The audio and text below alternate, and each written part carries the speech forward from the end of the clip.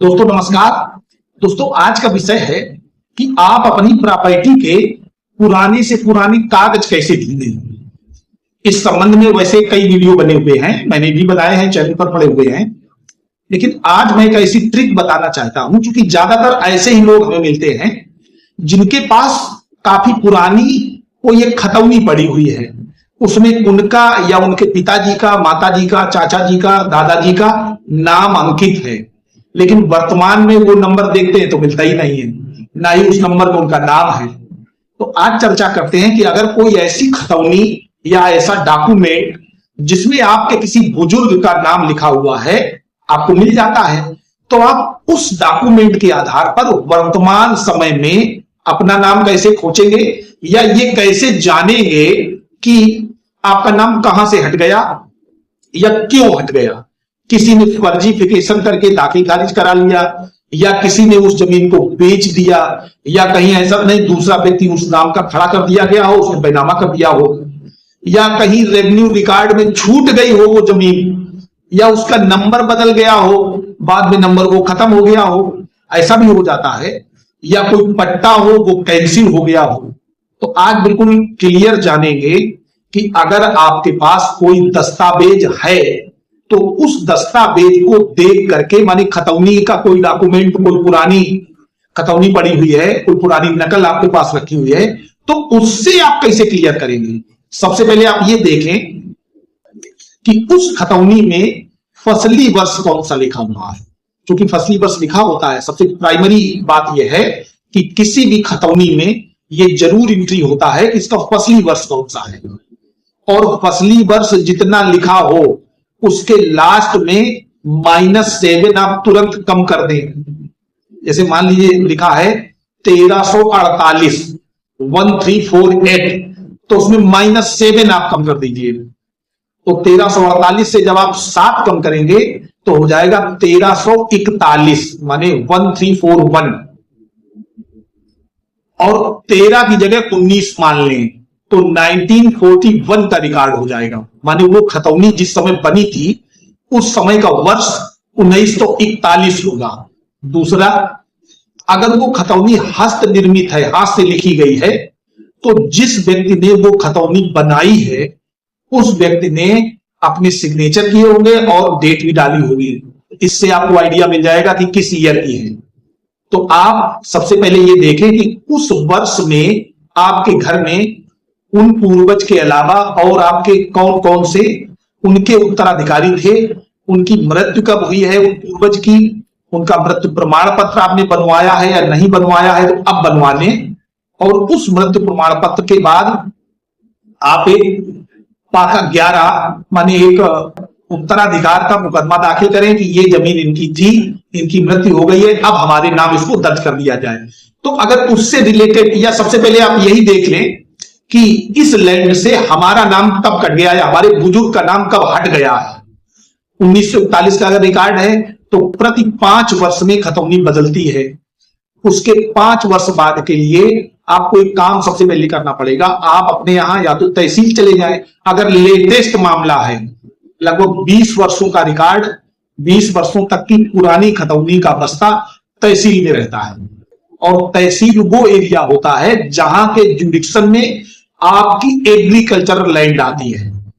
क्योंकि ये आज का जो वीडियो है ज्यादातर एग्रीकल्चरल लैंड से संबंधित है। इसी की जानकारी कब होती है लोगों को, पता चला बाबा के नाम जमीन थी, अब जमीन का पता नहीं चल रहा है कौन ले गया। अच्छा, होता क्या है, मैं रियलिटी बता दूं, चूंकि मैं गांव से जुड़ा हुआ व्यक्ति हूं। होता यह है कि जब आपकी गांव में कोई जमीन होती है तो आपके ही परिजन, आपके चाचा, आपके ताऊ, आपके भाई, आपके और बाबा के भाई, अगर आपके पूर्वज कहीं बाहर रहने लगे हैं तो वो केवल एक ही प्रयास करते हैं, कलयुग है, उनको उनका उद्देश्य होता है कि ये जमीन हमें ही मिल जाए। वैसे तो कर ही रहे हैं, जैसे आपके पूर्वज कहीं चले गए तो जमीन छोड़ जाते थे अपने परिवार के लिए कि आप करिएगा, तो वो उस जमीन में अपना नाम दर्ज कराने के लिए किसी गलत काम करने में नहीं चूकते। ये बिल्कुल सत्य है, अक्षरशः सत्य और कटु सत्य है, इसको स्वीकार करना होगा। भुक्तभोगी हूं बहुत लोगों का केवल यही देखता हूं कि परिवार के ही किसी व्यक्ति ने आपको आपका नाम ही नहीं दिखाया, उत्तराधिकार में 3 लोग होने चाहिए, तो उसने 2 लोग दिखाए, हम ही 2 लोग हैं, नाम डलवा लिया और उसी के आधार पर बहुत लंबा टाइम हो गया है। तो आपको वो आर्डर निकलवाना पड़ेगा जिस आर्डर से आपके पूर्वज के उत्तराधिकार में आपके परिजनों का नाम नहीं आया था। उस आर्डर को आप चैलेंज करेंगे, वो कभी भी चैलेंज हो जाता है। जैसे ही आप परिवार रजिस्टर की नकल लगाएंगे, आप एक ऐसा डॉक्यूमेंट तैयार करवाएं, आप परिवार रजिस्टर निकलवाएं, उसमें नाम होगा आपका, आपकी बल्दियत होगी उनकी, तो जिसमें पिता का नाम लिखा होगा। वो कह रहे 2 भाई हैं, तो आपका आ जाएगा 3 भाई हैं, तो आपका नाम वहीं से चलेगा, आपके बाद फिर उनके बाद फिर आपका लेटेस्ट नाम आ जाएगा। तो ये प्रक्रिया अपनाएं। तहसील में 20 वर्षों तक का रिकॉर्ड मिलता है, माने 4 खतौनी लगभग रहती है, कभी 15 वर्ष का हो सकता है, 10 साल का ही हो। इसके बाद आप अपने यहाँ के राजस्व अभिलेखागार में अगर जाते हैं तो वहां आप कहिएगा कि बस्ता पटवारी दिखा दीजिए। जो भी वहां पे RRI होते हैं, माने राजस्व रेवेन्यू रिकॉर्ड उनके जो इंचार्ज हैं, RRI बोलते हैं उसे, वहां जाकर के आप एक एप्लीकेशन लिखें कि सर मुझे अपनी ये लैंड है, इसको देखने के लिए बस्ता पटवारी देखना है, जरा बस्ता पटवारी दिखाने की कृपा करें, उसका मुआयना कराने या अवलोकन कराने की कृपा करें। 4 रुपए की टिकट लगती है, 3 रुपए की टिकट होगी, 1 रुपए की अदर लगा दीजिएगा। और वहां एप्लीकेशन आप जब देंगे तो वो आपको मुआयना करवाएंगे, वो बस्ता आ जाएगा। उसमें जितनी तहसील ने जितनी जो 5 वर्षों की खतौनी होती है उनकी पूरी प्रिंट आउट वहां दाखिल कर दी होगी, वो सारी रखी होती है। कहीं 10 होगी, 8 होगी, 15 होगी, 5 होगी। 5-5 साल का बहुत गैप होता है। 40 साल का होगा तो 8 ही तो होंगी। गांव के आधार पर मोटी पतली हो सकती है, पहले बहुत पतली थी, कब लोगों के नाम थे, अब थोड़ा मोटी हो गई है। तो वो जब आ जाए तो बैठ करके आप घंटे 2 घंटे में या किसी जानकार व्यक्ति को ले जाएं, उसमें से आप बिल्कुल सीरियल। अच्छा होता क्या, एक बात और बता दें, खतौनी में एक क्रमांक दिया होता है लास्ट में, वो क्रमांक पिछली खतौनी का नंबर होता है। तो आपको एक बार केवल ढूंढना है, उससे पीछे की खतौनी में चलते चले जाइए, खट खट खट आपको मिलता चला जाएगा। जैसे शुरुआत में तो खाता नंबर लिखा होता है, फिर नाम पूरा डेफिनेशन, नाम, पिता का नाम और निवास लिखा होता है, फिर भौमिक अधिकार प्रारंभ होने का वर्ष लिखा होता है, फिर एरिया लिखा होता है, कितना सभी डाटा नंबर लिखा होगा, फिर एरिया लिखा होता है, फिर और टिप्पणियों के बाद लास्ट में एक नंबर दिया होता है। वो नंबर होता है, उसको कहते हैं नंबर साबिक, माने पुराना नंबर, पुराना खाता नंबर। तो जैसे ही आप वो देख लेते हैं, उसके पूर्व की खतौनी उठाएंगे तो खट से वही नंबर खोल दीजिएगा कि ये जमीन कहां एंट्री है, उसमें आ जाएगा। जहां पर इनकी छूटी होगी या जब म्यूटेशन हुआ होगा किसी तरीके से, चाहे वो बिल के माध्यम से हो, चाहे सेल डीड के माध्यम से हो, चाहे उत्तराधिकार के माध्यम से हो, या ये प्रकार किसी भी विधि से हो, उसमें आर्डर चढ़ा होता है। उस आर्डर का पूरा डिटेल देखिए, फिर उसकी पत्रावली निकलवा लीजिए।